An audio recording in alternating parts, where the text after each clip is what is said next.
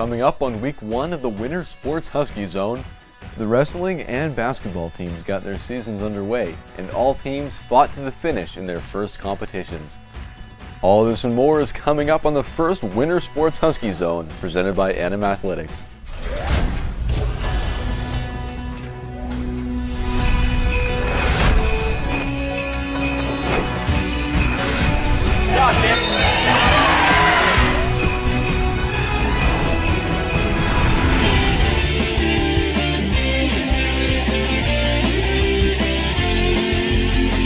Hi, I'm Cole Costello, and welcome to another Anim Athletics production.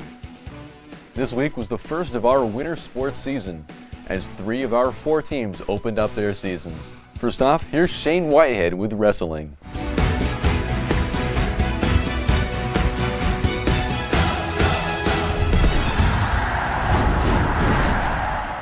Thanks, Cole. The Husky wrestling team traveled to Salem on Friday for the McNary Invitational.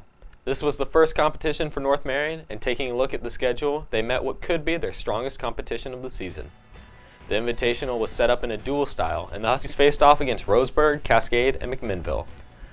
Roseburg is easily the strongest wrestling team coming into the 2012-2013 season. The Indians are 2-time defending 6A state champions and put their skill level on full display, handing the Huskies their first dual loss. A Roseburg wrestler also defeated 3-time state champion Lucas Randall, giving him only his 2nd loss in his high school career. The Huskies also fell as a team to Cascade and McMinnville, who are strong wrestling clubs. Cody Walker, Orion Walters, and Lucas Randall stood out among the Huskies. North Marion has a history of weak appearances in non-league duels, but they are still the favorites to win the Tri-Valley Conference dual title and should easily move past their lackluster performance at McNary. That's all for wrestling. Now here's Cole with girls basketball.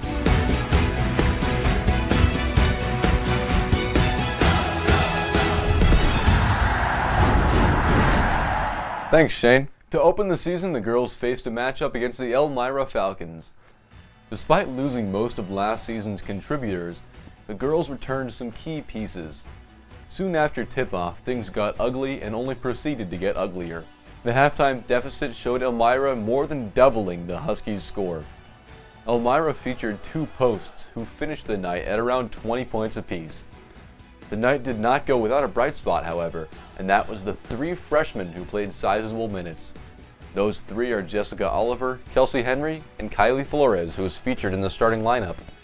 The youth of the Huskies team may be its soft underbelly this season, but it will surely be the reason of their success in the years to come. Another bright spot was transfer Katie Cleaver, who led the team with 11 points and was a major defensive presence throughout the night. The team stats are on your screen right now. Now here's Josh with boys basketball.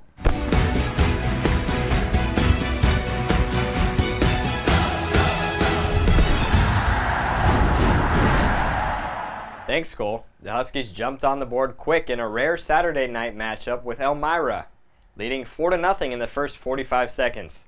But the Falcons staked out their first lead moments later, and they would not trail from that point on, cruising to a 61-48 victory over North Marion in the season opener.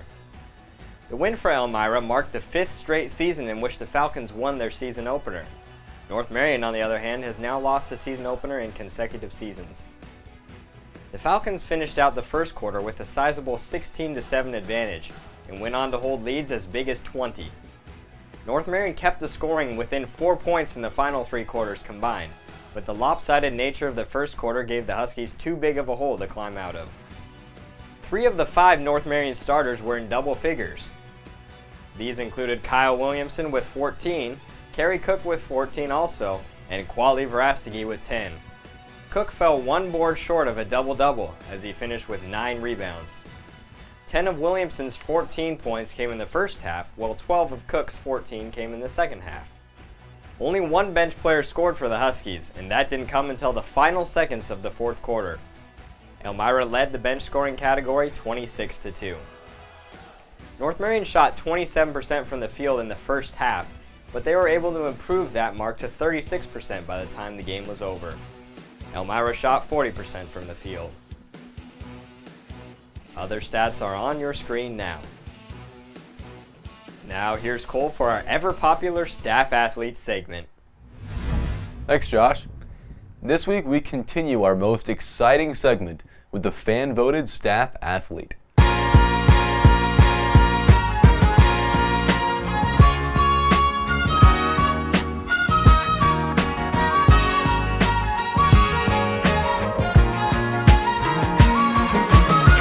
Following up the acts of Kelly Ione, Tully Wagner, Bill Crumley, and Kelsey Colley, we bring you the basketball-oriented career of Grant Hartenstein.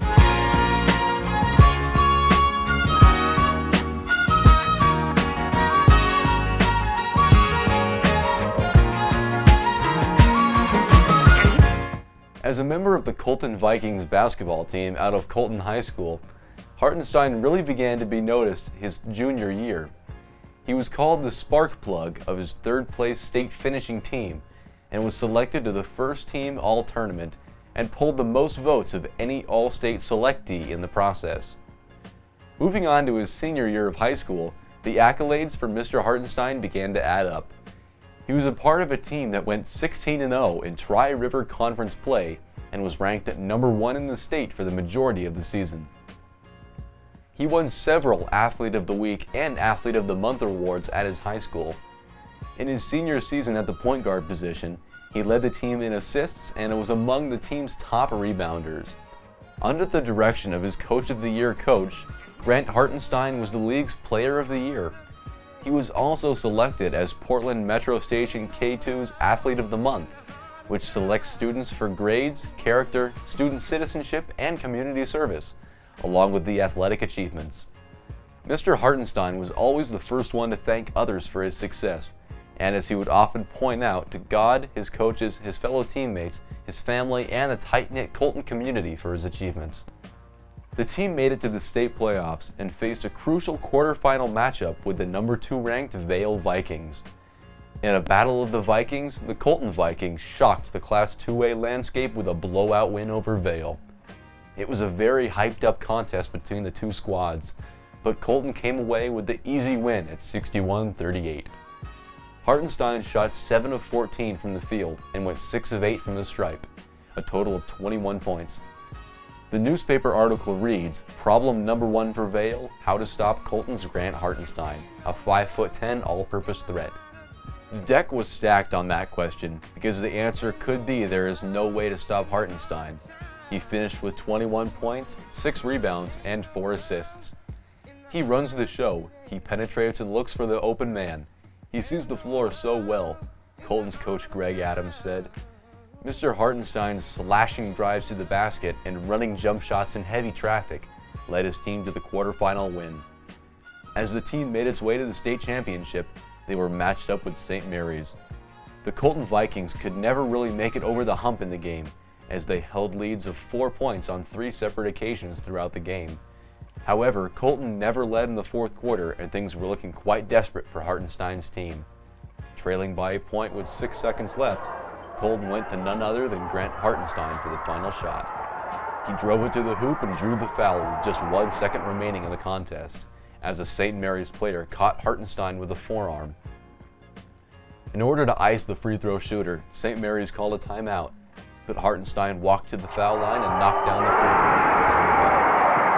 This prompted another timeout by St. Mary's, but once again, Hartenstein stepped to the line and calmly knocked down the second of the free throws to grant his team the state championship win. After his state championship performance, Hartenstein was quoted as saying, "I felt confident that I'd make the shots. I was praying and God made those free throws, and I'm serious, I didn't have anything to do with it." Hartenstein finished with 30 points in the game, along with 3 rebounds and 5 dimes. Hartenstein's coach went on to say, "He has dreamed about this all of his life. He's the only kid who would have hit those 2 shots coming down the stretch." He scored a total of 72 points in the state tournament. Hartenstein took his talents to George Fox University, where he was a 4-year member of the Bruins basketball team. Throughout all 4 years, Hartenstein consistently reined in 40 three-pointers per season and shot around 70% from the free throw line. He racked up assists like no other, ranking 3rd on the George Fox assist marks. He also ranks 11th in points, finishing his collegiate career with an 11.6 points per game mark, and holds the 4th highest single-season assist mark at George Fox. Coming to North Marion, he was a basketball and soccer coach for a number of years before stopping to raise his family. That wraps up another NM Athletics staff athlete. Now let's move on over to our trivia question.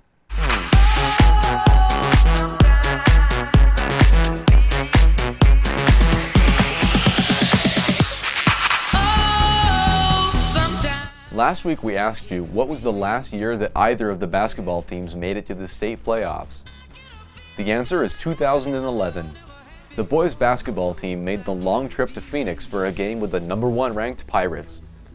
North Marion was within 9 points of pulling off the major upset. This week we ask you, how many combined years have the two basketball coaches been a head coach at North Marion? Text in your answer to 503-583-8NMA. It costs the exact same as sending any normal text message. And now here's our play of the week. In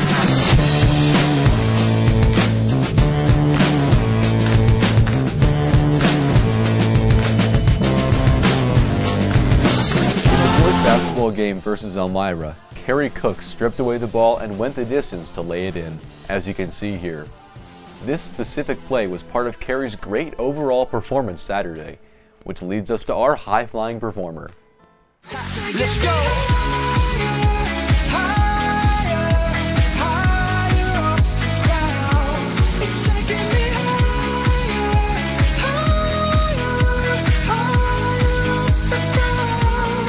Thanks, Cole. This week's North Marion Athletics FBLA high-flying performer is Kerry Cook of the boys basketball team.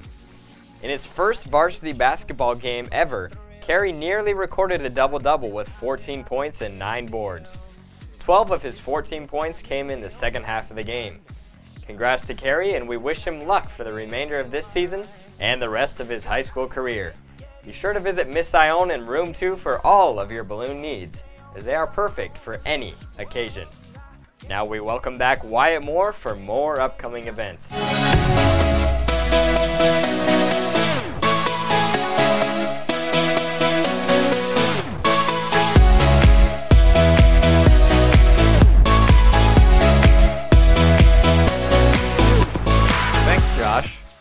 Beginning of the week on Tuesday, the basketball teams head to Central for games with the Panthers. The girls will play at 5:30, followed by the boys at 7 p.m. On Friday, the swimming team will compete for the first time this season at St. Helens, competing against Scappoose. This event begins at 4 p.m. Both basketball teams are back at home as they play host to the Roosevelt Rough Riders.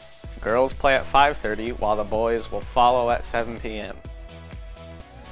On Saturday, the wrestlers compete at the Cascade Wrestling Invitational, which gets underway at 9:30 in the morning. I'm Wyatt Moore. You stay classy, NM Nation. Before we say goodbye, we'd like to give out a very big thank you to our sponsor, Young Life, for sponsoring our ticker. Be sure to head to the Hub in Hubbard every Monday at 8 p.m. for club. And that wraps up another fantastic week of the NM Athletics Husky Zone. I'm Cole Costello, and catch you next time.